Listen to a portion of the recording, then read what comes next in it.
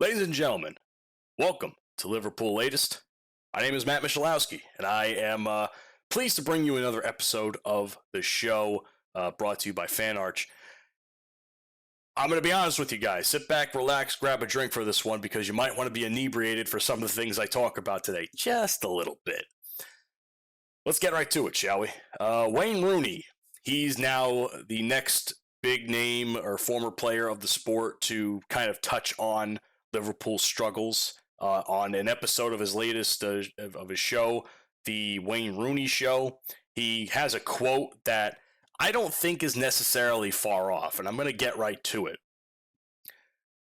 Virgil van Dijk and Mohamed Salah, they've signed new deals, but I don't think they've really led that team this season. I think body language tells you a lot, and I think we're seeing slightly different body language from the two of them. They are the top two players in that team, and if their body language is not right, that affects everyone else. I don't think Rooney's off. Now, I see it a little bit in Salah, but it's mostly, I think it's more frustration from him as a player as opposed to being a leader.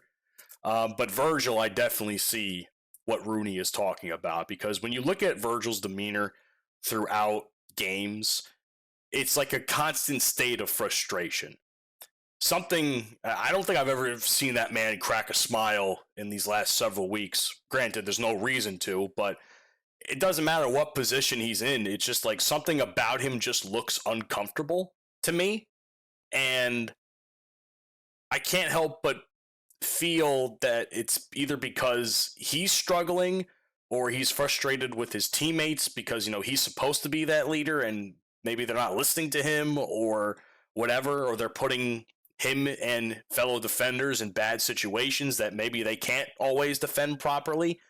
Unless you're Konate and you decide to give up on the run for one of those goals in Brentford. But I'm not going to let that go. I'm sorry. I don't think he's off, Rooney. I see this a lot in Virgil. I honestly think that you can maybe throw Andy Robertson in that conversation too. And I say that because he's technically alternate captain. Like, yes, Virgil and Salah are the big re-signings, so they have just as much of that falling on their shoulders.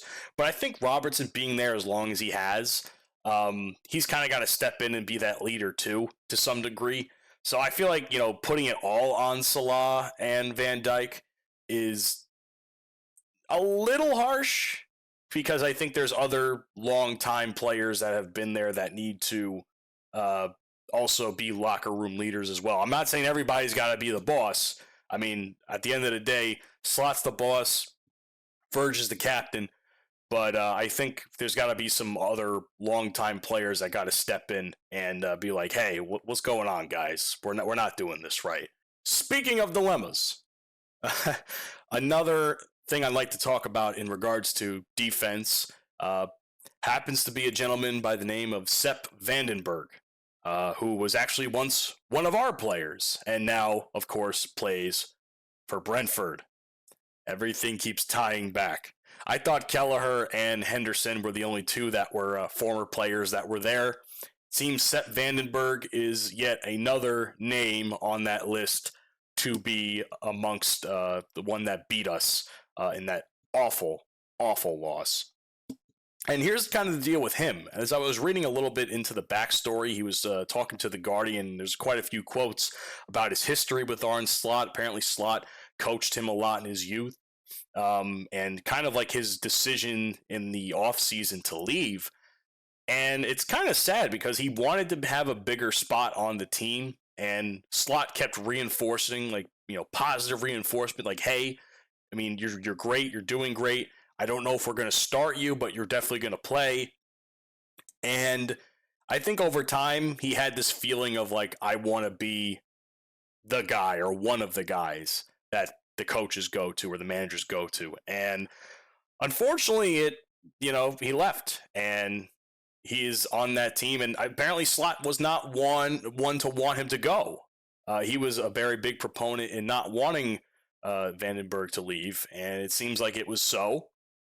And that's just another notch in our defensive struggles Not to mention Mark Gahey, who we face this coming Wednesday against Crystal Palace. And oh man, I saw something on Twitter today that just killed me on the inside. The admin on Twitter for Crystal Palace just keeps rubbing the salt in the wound of the fact that we couldn't get Mark Gahey at the end of the transfer window. And it seems like every time we play Palace, he's on the graphic for it. So, if you're not hip to this sort of thing, it's going to go right over your head. But for people that are like chronically online like myself, and it hurts. It hurts to see that now we have another player who we wanted and probably could have got, but for some reason we waited until the last possible second to realize, oh shit, we don't have any depth on our defense anymore. That it cost us. It's costing us now, as we can clearly see. We thought we were okay in the beginning of the season, and now it's just been an absolute shit show on defense, and it makes me sad. It really does make me sad. Here's another thing I'd like to talk about. Speaking of making me sad, more news from the Brentford game that I actually didn't know about. I didn't know that this had broke. Apparently, Curtis Jones got injured. According to Yahoo Sport, Curtis Jones, he started, but he asked to be replaced in the second half, going down with an injury. The exact nature or severity of his injury is not clear, but Slot did not seem overly alarmed by his condition when he spoke at full time. He said, "We have to wait and see. He asked to be taken off. He walked off instead of needing a lot of treatment. So I have to wait and see." And I have not heard any update on him since. This is the first, again, today was the first I've actually hearing that he even got hurt. I knew he went off at the second half. I just thought it was a regular sub. I had no idea he had suffered any sort of injury. According to Yahoo Sport, the nature of the injury is unknown. So that's going to affect us in the midfield now, and possibly defense, because, Curtis Jones, I think, does hop on defense every now and again. Very rarely, but he's more of a midfielder, in my opinion. And again, my opinion of the guy aside, he is solid at times, a good portion of the time. And I just want to, I hope he's all right. It just sucks that players are dropping like flies now. Isak's still out, Frimpong's out for amount of time. Becker we're still waiting on him to come back, AB1, and I would hope that it's sooner rather than later. The tentative date for that is in November, and November cannot come soon enough, if you ask me.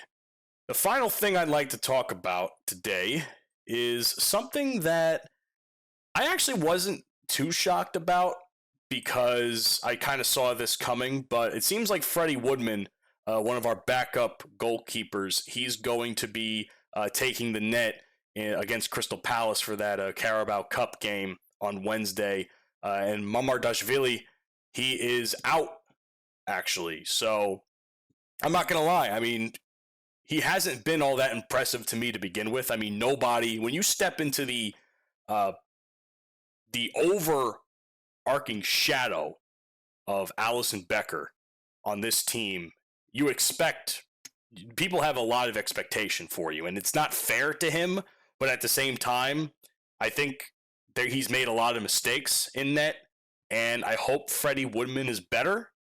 Honestly, like I said, I'd rather would just have Becker back. I would rather just see him back, and when he's down, it goes to show the problems we have in our goalkeeping too, as far as backups. That's why I really liked Kelleher. I mean, Kelleher had his issues too, but when we needed him to perform, Kelleher performed. The man had probably one of the greatest, in my opinion anyway, his best performance for us in that Carabao Cup final against Chelsea a couple of years ago. It was incredible, and ever since then he was pretty on par. He was pretty solid. And him leaving was another name on the list that just kind of was like, damn it, why? So now we have Freddie Woodman stepping in. Honestly, The lineup for this game is going to be a complete mess for me. I can't predict it with all these injuries. Not to mention, I can't tell you how Freddie's going to do. I hope he does well, but we've had struggles against Palace before, and I hope he's on his A game because, like Mamardashvili, he's got some big shoes to fill. That's all I have for today for Liverpool Latest. I appreciate you guys coming on to watch. It means a lot to me. I'm trying to improve as best I can making this content. So I would hope you guys leave me some feedback down in the comments that I would greatly appreciate to read and try to do better for you. And I hope you guys have a good rest of your day. And I'll definitely be talking about in the next video what we have coming up for the Carabao Cup. That's going to be the big focus on that one. So I look forward to seeing you guys there. Take care now. And of course, you'll never walk alone.